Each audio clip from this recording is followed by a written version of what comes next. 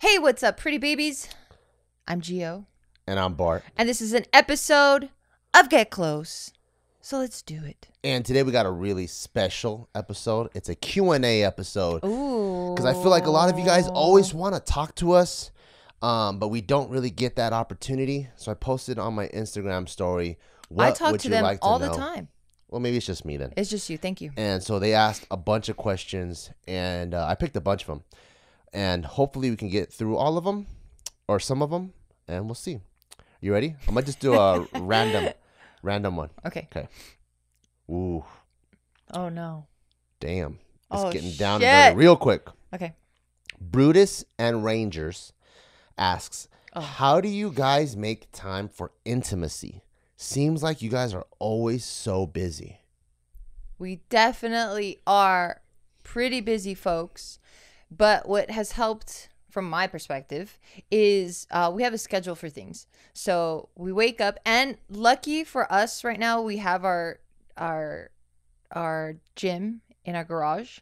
So we're able to train together. So even though like I'm training, that's like a really cool intimate moment that I get to spend with you. Oh, you don't think they're talking about fucking? Oh, is that what they're talking about? I mean, what does intimacy mean? Isn't that a fancy word for doggy style? Maybe. Fuck. Then how do we find time? Well, at night. That's when or in the middle of the day. We never do it at night. I know. We're so tired. Yeah. No, but let's go with what you're talking about. So what are you talking about? All right, then, you son of a bitch. Why did you cut me off, derail the whole thing? This is really intimate right now. Yeah. And then you're like, but they're talking about fucking. So I'm like, okay, let's talk about fucking then. So you're like, well, let's not talk about fucking. We're talking about emotional intimacy? I just think, so the way I took the question is just, how do you find time to spend quality time together? Okay, you do yours, I'll do mine. Go. That's what I was trying to do, dude. This is quality time right now. It's not. So what I was saying was, so like when I get to train with you, I actually enjoy it because like I've never been the type of girl that likes to just veg out in a relationship. Like I like doing it occasionally. Like, what's vegging out? Like just watching TV on the couch? Yeah, like not doing shit. Like just sitting around, you know? And like lounging all the time. Like I remember seeing my family members, and when they had relationships, it was like that. It was like the same thing. Like come over and sit on the couch and just watch movies and eat and like sit on the couch again, and like not much would happen. You know, and I'm pretty sure a lot of that was because our parents and our aunties and uncles were like really strict.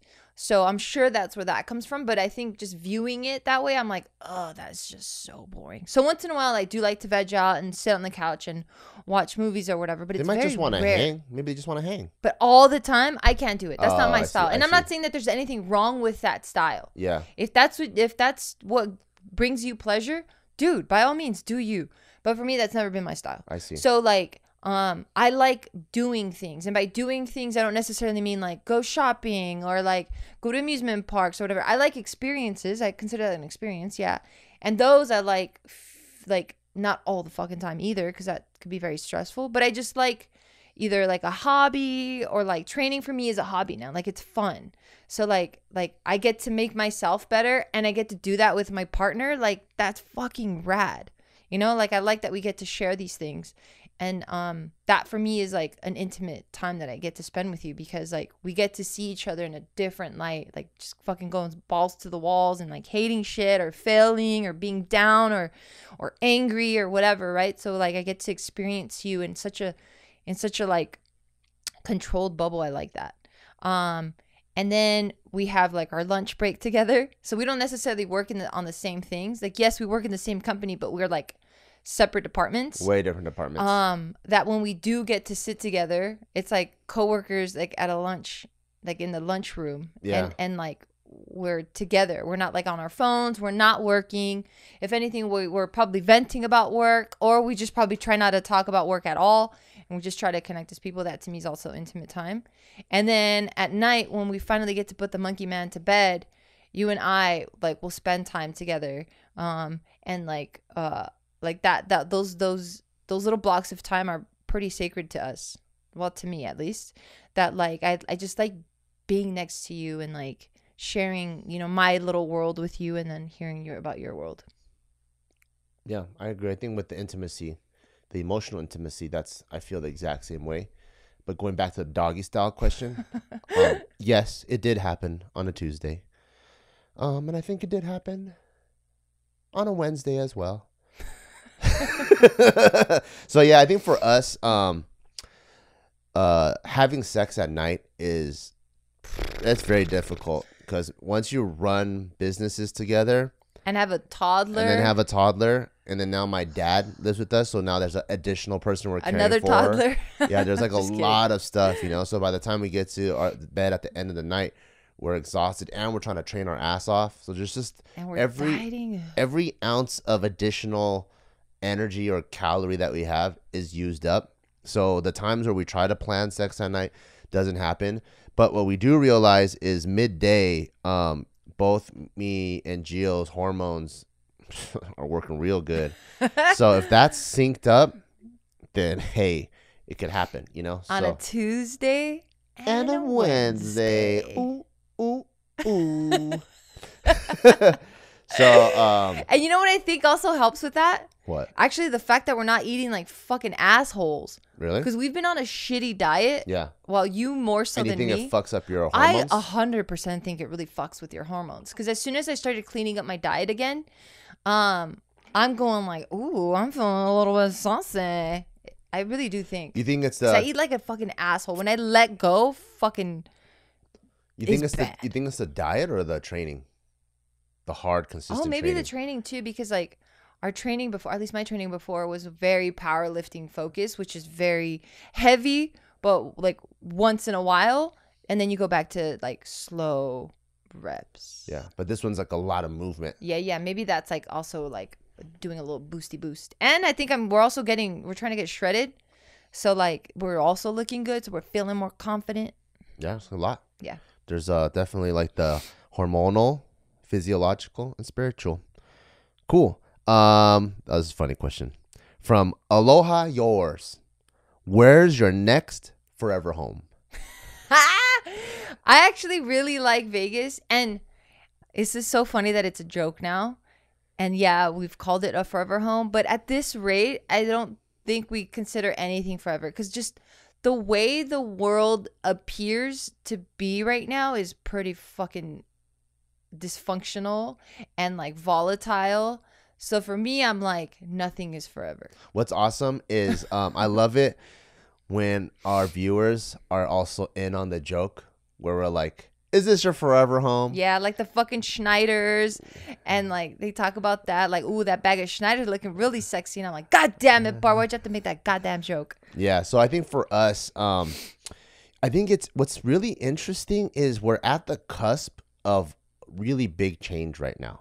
And when I say us, I'm talking about like our generation, because like the whole forever home concept, that is our intention. You know, that's what we want, because that's what we know from the past, right? So like the people that are maybe even like your oldest sister's generation or our parents' generation, it's okay, cool, time to settle down.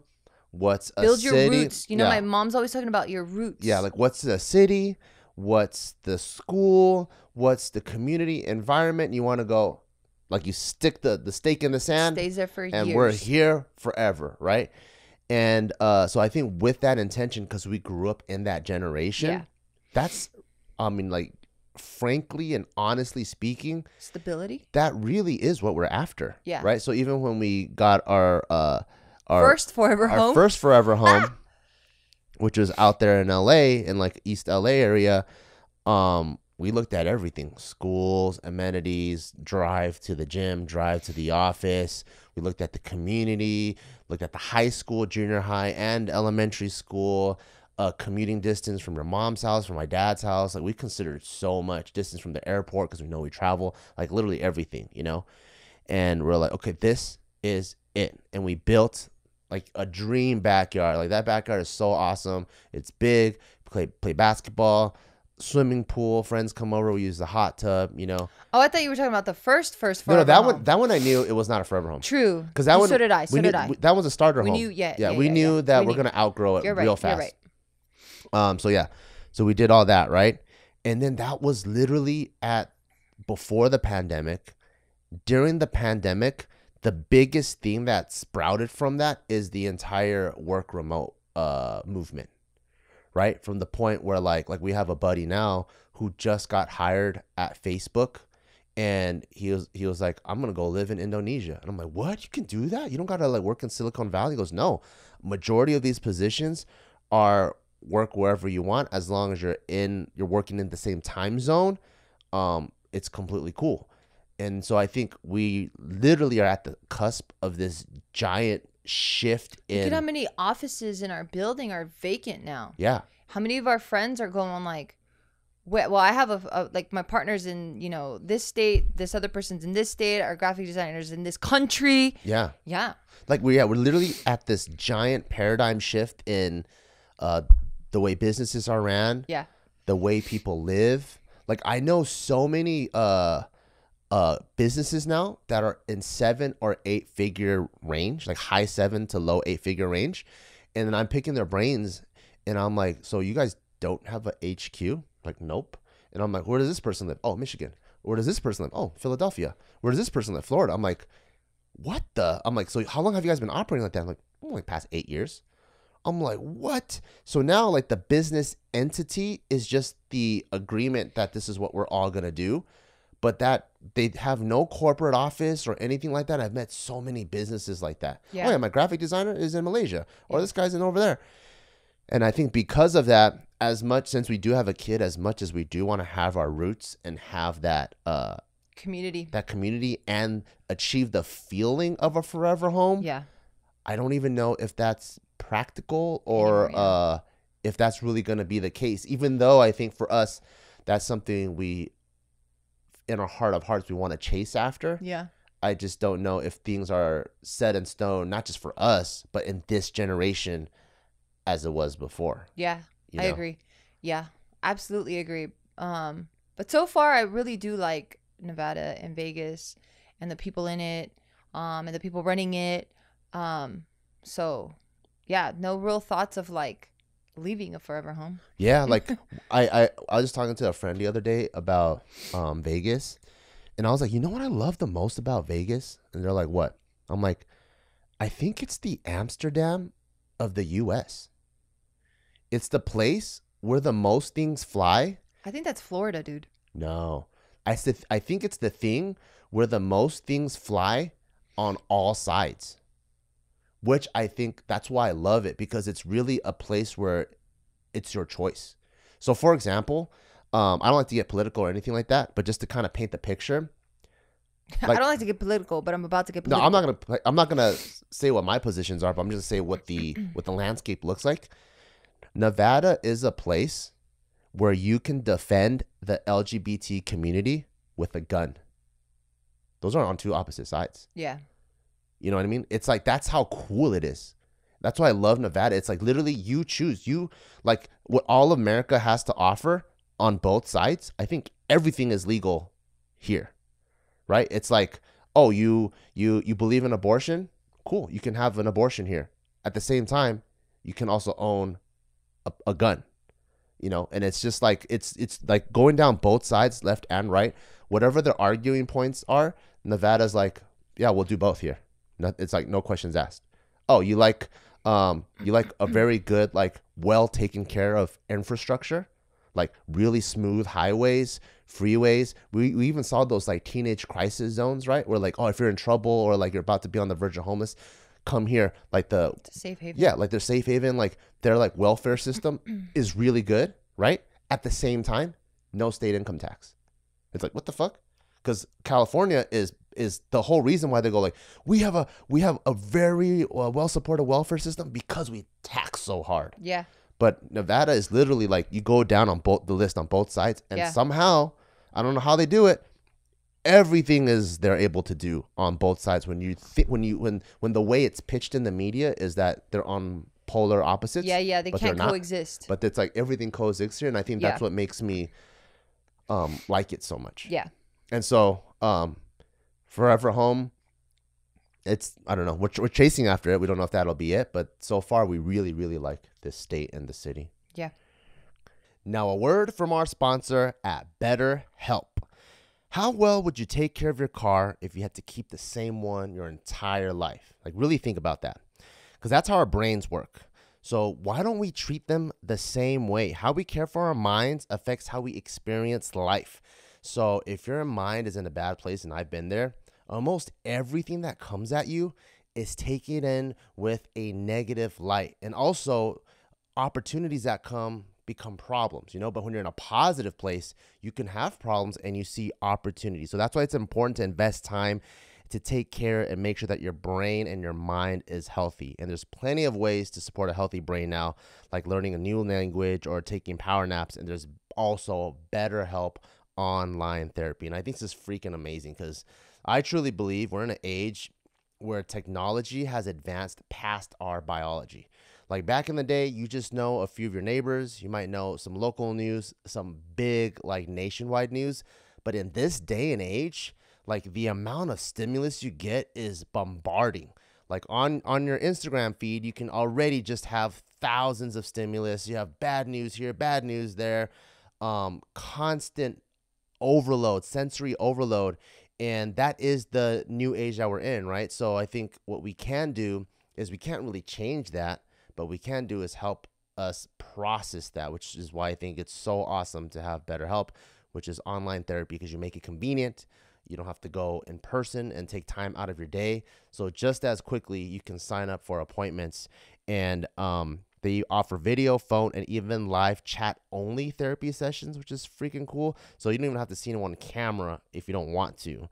And it's much more affordable than in-person therapy. And you can be matched up with a therapist in under 48 hours. So that's really soon. So if you need help processing anything, boom, BetterHelp can help you right then and there. And it's always a good idea to bounce some ideas off of someone, especially if your ideas are negative, and especially if that person is a professional.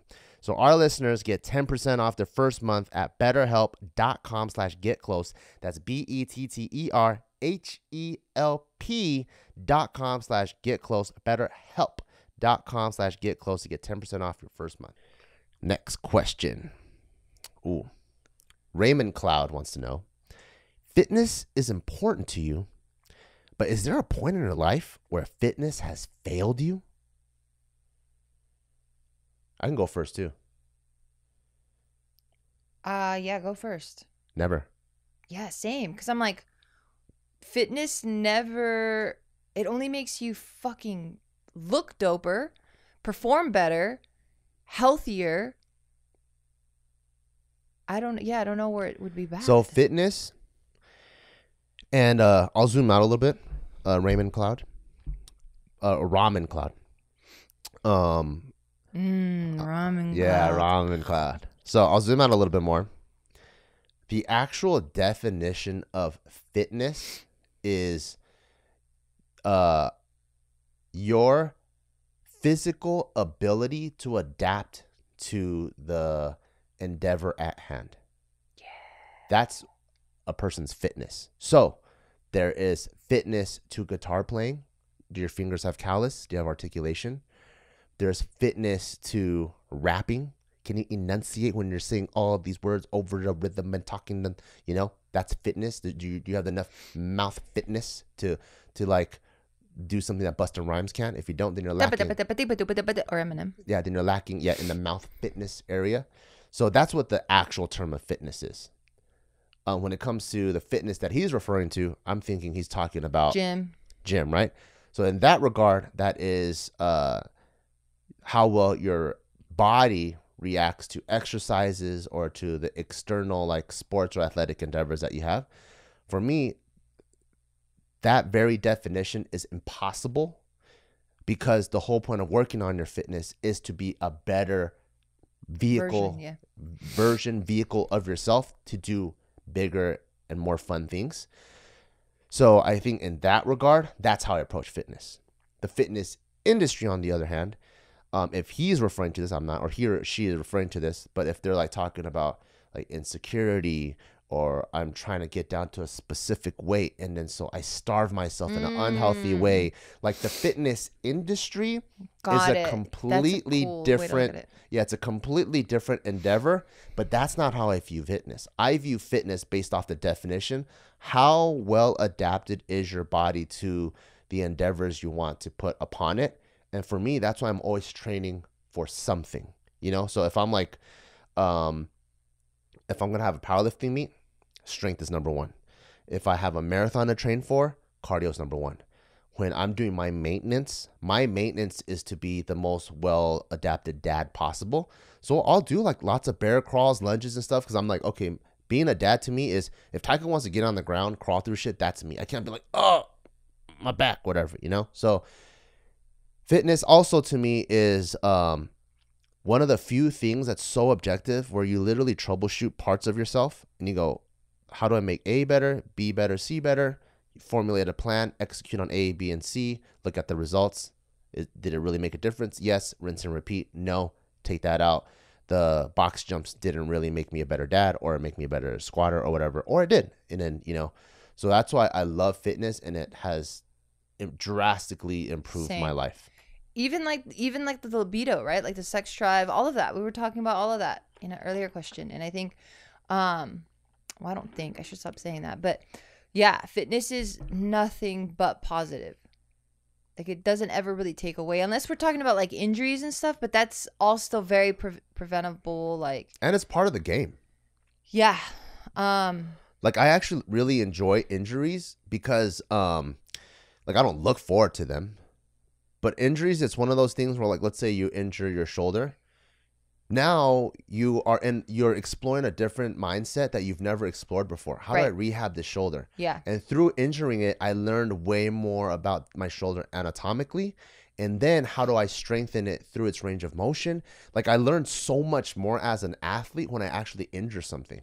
Yeah. So if we could zoom out 100%, then it's talking about failures, right? Like that is considered a failure. And then it's like, how do you overcome this adversity? Yeah, exactly. And that's literally so adaptable in life. Yeah. And even with fitness, it's very adaptable in life because it's this discipline that you have to continue to do something, even if you hate it. Especially if you hate it, you should be doing it. Yeah, or even if it like medically they say you need to stop, but life doesn't stop. Like how do you keep pushing forward when you have adversity? Yeah. Yeah. Safely, right? Mm-hmm.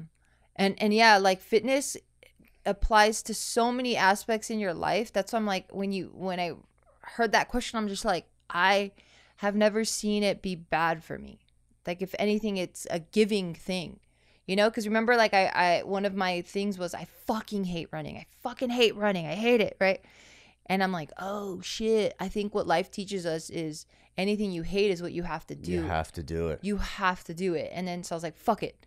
This year, I need to run 4 miles comfortably without giving it a second thought. No hesitation, complete it. And I was able to achieve that. And now I have this confidence of like, yeah, I can run.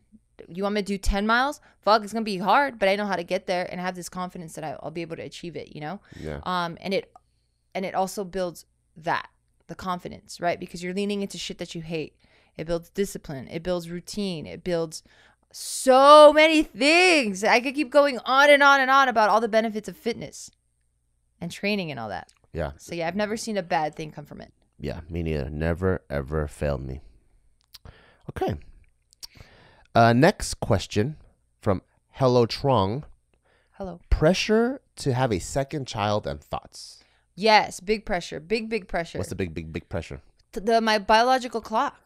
You know, like I feel like the human race has evolved so much and we've gotten so smart that we've been able to build medication and lifestyles and look into science to prolong our life.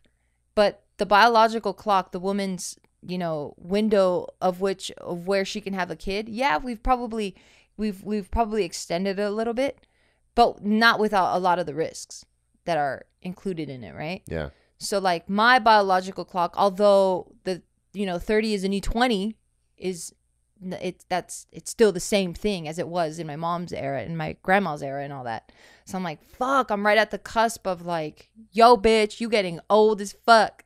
to have kids. Like, I'm right at it. Like, I'm staring at it. It's like right there. It's in front of my fucking face. But you're also very healthy and you take good care of yourself. I am, but like...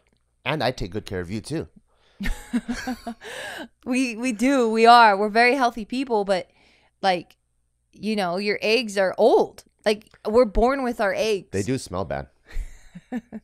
Yeah, our eggs are in our body from the day we're born, you know? So like, they've just been chilling, you know, and every time they cough now, there's a little dust coming out. You know, they're not as like vivacious and vibrant and happy and chipper as they were when I was like fucking 15. You know what I mean? So like, that pressure is definitely there because I feel like I haven't even scratched the surface on things that I'm trying to achieve. I feel like I'm barely getting a grasp on who I really am, and I'm like really loving. Like, I loved myself before, and I love myself even more in a different way. That I'm like, fuck, I'm not ready. Yeah. Then what makes you want to have one? Why don't we just call it a day here so you can continue exploring who you are and falling more in love with yourself? Because that's going to be a continuous thing for me. Like, I don't ever see... It's kind of like it is a relationship, right? With yourself, yeah. Relationships, they should never just stop. You should never just be complacent in a relationship and everything is just a straight line. That's not a relationship anymore. That's just two people coexisting. Yeah.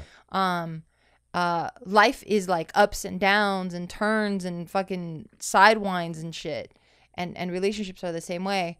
And relationship to yourself should be the same way. You should constantly be trying to evolve who you are and like how, you know, you view yourself and who you want to become. And like I was saying in a I think I said this in a different podcast, but we're all products of the people we meet, you know? So like you should never be the same person. So because of that, I know it's going to be a lifelong thing that I am so looking forward to because I love change. But to answer your question as to like, why don't I just stop, is because you and I, we've had this discussion too, where we live in the now, but we also live in the future 5, 10, 20, 30, 40 years from now. And we'd like to see what that looks like, right? Because whatever decision we make in the present is definitely going to affect all that shit.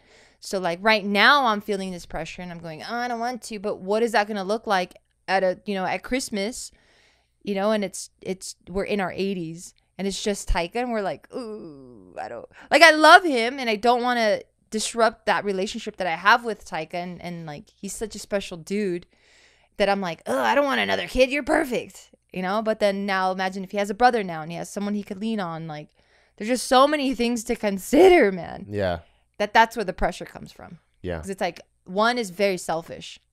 I guess both are very selfish, right? Because I don't have to have another kid. Yeah. But now that I do, I'm trying to be selfless for Taika, assuming that he wants another kid or a sibling. I guess it all comes from a selfish place, but I think I know what's best, and how I feel about it now will not be how I feel about it later, 10, 20, 30, 40 years ago. Yeah. I mean, from now. Yeah, for me, I think my only pressure is just you, where if it happens, I think it happens. It was meant to be. It's in the cards. But if it doesn't happen, then it's like, Taika's really cool, you know? And I like what we're doing now because I don't feel... So I put this pressure on myself that I just talked about, but I don't feel pressure from you, and I really do appreciate that, even though I know you are on my side going, whatever you want, ultimately you know what I want, which I know you want another kid. Yeah. But if it doesn't happen, you're not going to be heartbroken. So I understand Especially that. Since our first model is really cool. Yeah, he's pretty rad. If we had like a fucking whack-ass first one, we need a second. We need to make up for I don't think we would ever have any whack-ass kids. Really? You know what I mean? We're not whack-ass people. Oh, fine. Whack-ass people have whack-ass kids. So don't be a whack-ass person and you'll have a fucking rad-ass kid. You know? Taika's fucking cool. I'm his number one fan. He's fucking rad. If you're rad, you're going to have rad kids. Like, I don't ever see not rad people not have rad kids. So if you have whack kids, it's because you're fucking whack. What was I going to say? I think you said it. Oh, the pressure is more so... I lost it. I was just talking about how fucking whack people can be, and they blame their kids for being whack.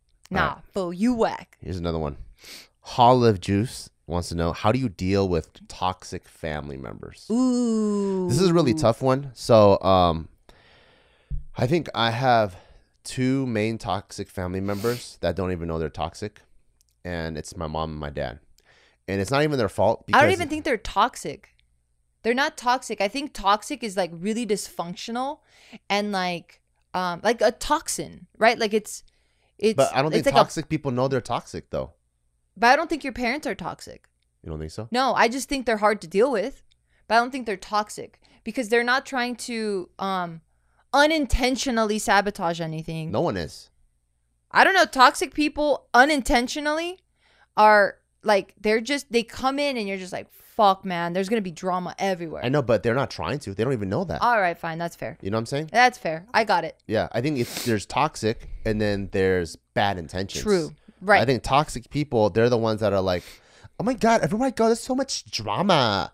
But they don't know they're the ones causing the drama. You know what's something funny that I've been noticing? What? And never mind. Go continue, and then I'll tell you later. Okay. So in yeah, the podcast. Tell you later in the podcast. So my mom and my dad, to me, because I also think toxic is subjective. Fine, I'm gonna tell you. It seems like you really want to know. Okay, go ahead. So you know that really popular eye thing is coming back, like what, like the evil eye, like you put this eye thing, like a pendant or something, or earrings, like you wear this eye, and it's supposed to deflect any negativity or I have no idea what toxic. that Okay, is. so fine. I'm a boomer. It's a piece of jewelry now that it's. I mean, it's an old thing. Oh, okay. But it just made its way back in. Okay. Right. Okay. And like people, mainly girls, will wear this. Like if they have like an eye to like get rid of like bad vibes or like evil intentions or whatever. Like that's what it's supposed to do. Ward off all these bad things. Right. Okay. But I've noticed that the people that are always wearing it are usually the fucking toxic people. Oh. So, like, I've seen this pattern of people that wear it religiously, and I'm like, bitch, you need to face that shit at yourself. So my mom's one of them then. Does she wear it? I mean, she has her versions of it, her Buddhist versions of it. Yeah, I've just... You know, like it's been a coincidence. Every sharp corner of the house, there's some sort of mirror to reflect bad vibes, or, you know, it's just a Buddhist version or her feng shui version of it. Yeah, no, but I guess I've just specifically seen it with the eye. Oh, yeah, I'm zooming out more than that. I'm like, that represents this, and my mom has that in her own way. Oh, my mom has her mirror thing too, but she's not a toxic person. Same shit then. All right, whatever. You know what I mean? It's just, everyone has their own... Just stop asking me for the chismes then. Everyone has their own bug repellent in their own way. True. Right? But then they're not realizing that they're the ones attracting the bugs. That's what I'm saying. Am I attracting bugs? It could be. I don't know. That's so true. Yeah, okay. So my mom and my dad, and also I'm saying that toxic to me is subjective. It is. Because it could be cultural, right? Like the Asian tiger parent. Yes. It just doesn't work here because over here it's all about pursuing your own passions, like fulfilling your own identity. It appears to be toxic. Yeah. Over there, it's stellar. That's normal. It's good parenting. It's normal, yeah. Like everyone's doing this, so it works in that world. You're not a lazy parent. And then if you take the American passion pursuing culture, you throw it over there, and you're going against the grain. You're a toxic person. Yeah. Wait, you want to for your own personal gain? You want to disrupt the collective? Yeah, and that's my answer. What? That understanding where people are coming from. Yeah. So for me, toxic is also subjective, right? Yes. Like it's not toxic is only for this specific circumstance. So for me, because I grew up American, my parents' ways are toxic to me. It might have worked in the past, but they have to adapt if they want to be in this new culture, new type of interaction and environment. So for me, how I've learned to deal with them over the years is to set boundaries, not in a confrontational way, but to always state what is happening, how it affects me, and what the consequences are, and also not in a vengeful way. And it's not emotional. Not emotional too. Like not backlash, not say, because sometimes you're emotional and you're just like aggressive. You're just saying shit. You don't even know you're saying it in a bad way. Yeah. And what's been amazing is I've seen a lot of change in my pops. You know, just by me like having sit downs and like trying to explain to him like, oh man, when you say things like this, it affects me like this, but this is where my true intentions are. So almost trying to like, if I pull the curtain aside and people can see another perspective behind it, it helps them go, oh, because people don't know what they don't know. So they're always just going to always see it from their own point of view. But when I've been able to share other perspectives, that's how I know my dad's not like toxic on purpose, because he's not holding on to his egotistical beliefs. He's like, oh, that's what I thought, but now I see something else. I get where you're coming from. Yeah, I think that's the only way you can coexist with family members is if they're willing to see that. Yeah. Because if they're not willing to see that, then they're truly toxic. Yeah. And that's not your responsibility. Yeah. anymore. If they think their way is the way, even upon new evidence, I think that's when it's toxic, because now it's no longer them trying to make the relationship work with you. Now it's just, I need you to see things my way. Yeah. And if you're not down to see that, and if you're not comfortable with seeing that, then it's not your responsibility to change that.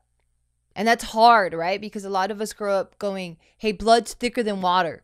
Yeah. You know, like no matter what, you guys have to have each other's backs and this and that. And you should like show up at everything and this and that. And there's like a lot of fucking drama because of that. And yes, blood is thicker than water. And at the end of the day, like even with my toxic family members, I'm going, hey, if they're really in an emergency state, of course, because they're my family, I have that loyalty and that responsibility to them to support them no matter what. So if they're in a situation where they have no one else and it's an emergency, I have your back. But beside, like on a day-to-day shit, we're just not going to see eye to eye. And I'm okay with that. But if you're trying to be negative and bring and like have me bend and twist in your fucking world, it's not happening like that. Yeah. Yeah. Because that means there's no respect. Because I respect you enough to see shit your way and like abide by that. And go, okay, fine, I'll hold your shit up to you, but I want the same thing. Yeah, so I same thing that you just said. There's boundaries. Yeah. And also, sorry. No worries. And also, I think it's really important to have a non-emotional, open, vulnerable conversation. Because if you think you're having a conversation, but you're yelling and you're heated and this, it's like, nah, you're not even ready to have a conversation either. Yeah, because you're speaking from your own past hurt rather than speaking from a place of like, from a place of let's arrive at a new solution together. Yeah. No, if you're getting riled up, then you're not making any progress either. Yeah.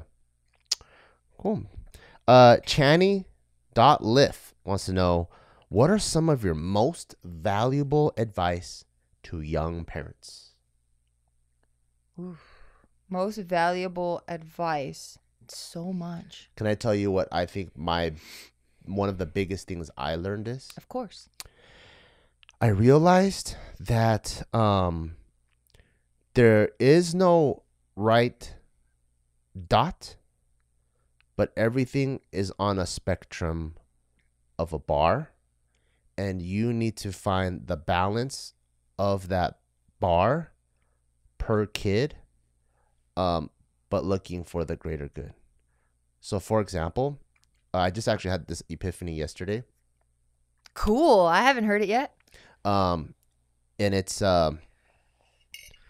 when, like, for Taika, we let him choose whatever clothes he wants to wear, right? In the morning, we actually encourage from the shit that I buy him, which is all fucking swaggy as shit. Yeah. But the main thing is choice. Yes. Right? He has choice. So that extrapolated can become selfish, can become entitled, can become everything serves me, right? On that same bar, you go to the other side, the way I grew up, no choice, no freedom. You extrapolate that, it can become zero critical thinking, zero confidence. Zero confidence. But the pros is extreme obedience, extreme conformity, and never going against the grain or causing a disruption. You're saying those words and I'm so suffocated already. I'm going, obedience? So not going against the grain. So my epiphany is there is no such thing as one virtue or characteristic purely in its state. Everything is a sliding spectrum. And so because of that, you have to consider that every pro has a con, every con has a pro. So all you're trying to do is help find that balance for the kid to produce someone that's not entitled, but also zero confidence. And then through your own narrative and helping them create their own narrative, they understand where that thing goes. So for example, in the morning, we let him have choice. Pick whatever you want to wear, right? And he gets creative. He gets to exercise that. But then in other circumstances, when they're in a rush, Taika, you're wearing this. That's it. And if he questions, why? How come I can't choose? Because we have to go here because grandma's waiting for us. So now like he's understanding because I think as a kid, they're kind of like spot learning circumstances, right? And over the years, they start tying those two together. So now he's going, oh, when I have the time, I can be as free as I want. But when I have other people waiting on me, that's more important. I just got to get the job done. So that's the biggest epiphany that I learned, where I think people like a lot of the questions like, is it this or is it this? Is it this or is it this? And it's both. For all answers, it's all both. Because as hardworking as you can push someone, as burnt out as they can be, you know, it's always this. So it's kind of like learning, like it's not just all gas, all brakes. It's you got to learn what the balance of those are for every single virtue that you're trying to instill in your kid. It's the biggest epiphany that I learned. Because every time when I'm talking to Taika, like literally the second after, I'm immediately reevaluating the way I spoke to him and trying to really understand how he took that information. Because what I say out of my mouth isn't that important. How he receives it and how he makes that his own is the most important. Yeah. So I'm always trying to reevaluate the way that I say things to go, did I say it in a way where he maximized the receival? Yeah. Yeah. Ooh, that's really good. That's a really good one. So for me, I'll zoom out, zoom in crazy, and then I'm going to like zoom in the middle. So I'm going to do a big zoom out. Okay. So for a parent, we're always thinking about how can we be the best parents for our kids, right? How can we teach our kids obedience but freedom, how to be smart but have fun? Like there's that balance that you're talking about. Yeah. But we always neglect the biggest contributing factor to how that'll happen, and that's ourselves. Yeah. We're reading all these books on how to be a parent, but we're never reading books on how to like fix our own shit. Yeah. We're never reading a lot of us. We read books on how to parent, yes, but not how to be a parent. Yes. And the being like your walking role model, yes, is the biggest parenting. Yeah. So it doesn't matter how you speak to them. It does. I mean, obviously it does matter, right? Yeah. Like, but to a certain extent, but the bigger the bigger impact is how they view you living life, how they view you talking to people, how they view you carrying yourself. How they are taking that in way more than anything else. Like all the stuff that like I see Taika do that I'm like, hey, don't do that when he's giving me attitude. Immediately I'm like, oh fuck, that's me. So instead of like, obviously I have to correct the behavior, right? Because I need to teach him that it's wrong, and then I have to teach him what my perceived correct behavior is.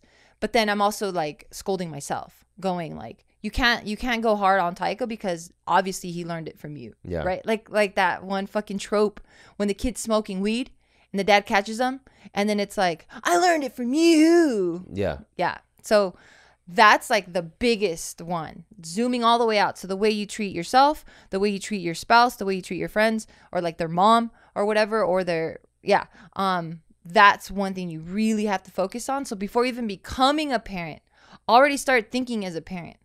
You know, now zooming way the fuck in, something that really helps me with building Taika up and like supporting him and literally just building him up is allowing him to trust me. Because that's the only way that's the only way I'm going to be able to effectively teach him anything. Right? Like I have to teach him by example, but then I also have to like, he needs to know that I'm not going to do him dirty, you know? Like a small example would be like when he was learning how to swim and I wanted him to hold his breath and go underwater. That's such a daunting thing for a child. Yeah. Right? Because he's thinking, I already can't swim. I'm just going to drown. I'm going to die. Yeah. Well, he doesn't even know the concept of death, but he just knows that I'm going to be really uncomfortable. He doesn't like it. Yeah. Yeah. I don't want to do it. It's scary. It's very scary, right? Yeah. So then like through trust, I'm like, Taika, when have I ever like gone against my word? Right? Because that's how you build trust. If I say I'm going to do something, I have to do something. And I have to stick to it. When have I ever like hurt you intentionally? If any discipline does happen, then it's always explained. Like if you went to timeout and it broke your fucking heart and emotionally you're feeling so bad, I'm like, hey, this is like after the offense has happened, you got to pay the punishment. After the punishment is done, we talk about it, and now we learn from it. So like I do all of these things so that I can gain a lot of trust from him, so that I can have him do what I feel is best for him. Yeah.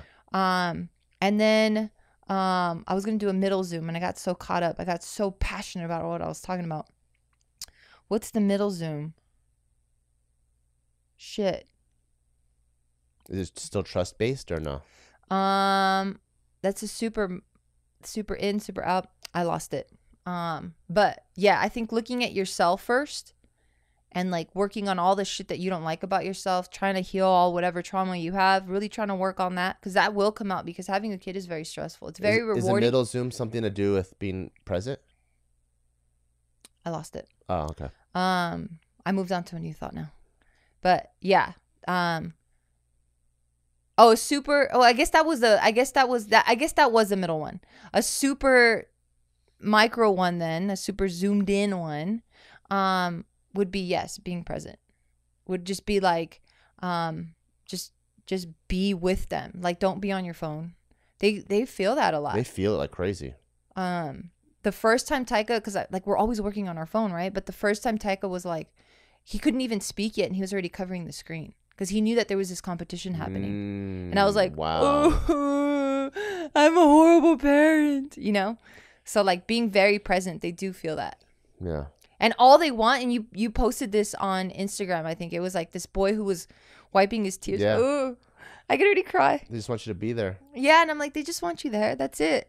Oh, I could cry. It's so cutie. Yeah, like yesterday we're playing with Legos, and then like he was like, really antsy. Papa, can we play Legos? I want to do this. What do you want to do? I want to build He's something? a little crackhead sometimes. I was like, you want to build it together, or you want to like build two things separate, put it together, or you want to just do it? Like, what do you want to do? He goes, I just want to be over here. And then I'm like, okay. So I just sat next to him, and I was just building Legos on my own, and he just like, just calmed down, and we're just building. We're just having a really good time. And I think all he wanted me was just next to him. That's it. Yeah. They don't care about toys. They don't care about clothes. They don't care like about the Disneylands. Like, it's fun for us. I think that is fulfilling for us because we're like, oh, we're able to provide, and we're able to give them what we didn't have. Yeah. But they just want you. It's like so cutie. And it's like the homeless guy with the dog. You know, like the dog. But people think, oh, the dog wants the organic food. I know. We always feel so bad for the dog. They want like, oh, this dog. My dog only eats whole chickens, or like it needs to have like this whatever, like crazy Tempur-Pedic mattress or whatever. Yeah. And then, but some of the happiest dogs are with homeless dudes because they're just with them. They're just chilling the whole time. They're like, here's they're sharing fleas. Yeah, they're sharing fleas. Sharing, you know, they're both taking a bath in the gutter. Like, parenting is really easy, right? But it's easy. It's one of the easiest things and one of the hardest things. Because it's like you really have to fight yourself from all of your own shit. And it's just like, be there for them. That's all they want. They just want love. Yeah. I think we have one more, right? Yep, we got room for one more. God, why did I get so emotional? I think I just love Taika so much. You do love him so much. All right, I got a couple of questions. Let me see which one's a good one. Let's end with this one. Okay. Fuentes Chris's response is, who made the first move? We all know this. Who? Me. All right, well, moving on. Next question. Next question, because I'm irresistible. Big Wayne 91 wants to know, is times 100 entrepreneur mentoring or life in general? Big Wayne 91, times 100 is life in general. And I think the way that I created the class, so for those of you guys who have been following the times 100, thank you so much. It's a mentorship group that I created. And I didn't want it just to be kind of like a free-flowing one, although there is kind of like that Q&A section at the end of every single one of my classes. I wanted to really get on paper the way that I approach life, because I think that's the most important. The way you approach life is the way you're going to approach fitness, is the way you're going to approach business, career, being a student, being a romantic partner, and everything. So for me, I like to start big and wide, and what's the framework for that? And then you can utilize those skills and specialize in each specific way. So times 100, I have a whole curriculum I wrote out. It took me like 6 months to get really all my thoughts down on paper. And it's a 8-week course. And by the time this podcast comes out, I think it's the last week actually. It's the last week for class number 1. And yeah, we go through 8 weeks of the way that I like to structure and problem solve and think about things. And I developed it from my time in like the military, growing up in a very disgruntled, like gangster type of childhood, with going to college, fitness, combining it with my over 10 years of entrepreneurship, combine all of that into this is the framework that I think I've been living myself, and that has helped me gain a lot of success in a bunch of different endeavors in my life. So that's what it's about. So there are people in my life, in my mentorship class, that are already on entrepreneurship, and they're taking that and adapting to whatever they're doing. There's also people that are a student too, taking that and adapting it to school. So it's all regards. If that's something that you guys are interested in, you can go sign up. I won't have the next class probably until August, but you can sign up at times-100.com. Just put your email in, and we'll let you guys know when the next class is. Ooh, yeah. No, you're a great mentor, and you're a great teacher, and you have like the best analogies. Because there's sometimes like I love bouncing, ideas off of you, because like I'll be stuck, and I think I'm a pretty smart person, and I like do work out a lot of my shit. But there are those times where I'm like, fuck, man, I'm stuck on this thing. And then you'll say like the perfect analogy, and I'm like, oh, that was perfect. That was genius. And I hate complimenting you, but I guess I have to. And I personally learn the best from stories. Like I hear someone else's story and I'm like, oh, wow. And that helps it apply to my story. So in the Times 100 group, because it's such a direct live interaction where people ask a question or whatever, or they tell me their life circumstance, it helps me rack my brain of the 10 years, because I have so many stories that I haven't even shared, on YouTube or podcasts and stuff, because I need that inspiration. I need that trigger. So I'll hear it and I'm like, dude, I totally understand where you're coming from because of this. And I'll explain what happened. And it seems like a lot of people are taking a good benefit from it too. I love it. No, everyone that's around you is always inspired by you because of your storytelling and like your ability to just charge forward in anything that you're trying to do. Like when you set your mind to something, you just fucking break down everything that is perceived to be blocking you, and you're like, I'm gonna fucking succeed like a motherfucker. And it's very rare. So it's really dope that you're like sharing these gems with other people. Thank you. You're welcome. All right. Well, on that note, these are some really cool questions. I do like these, and I do want to continue to do these. So yeah, I guess just stay close to our Instagrams, because we will ask you guys like, hey, ask us some questions we're going to answer on the podcast. So it's going to be Gio_Antoinette and Bart Kwan. But besides that, thank you guys so much for listening. Like always, appreciate you. Love you very much. And I hope you're having a wonderful day. And if you're not, hopefully this podcast made you feel some type of way on the inside, that you're like, you know what? Life is fucking good. Right now it's a rainy day, but hey, sun, rainbows always come after a storm. So keep your head up, and we'll see you next week. Bye. Bye.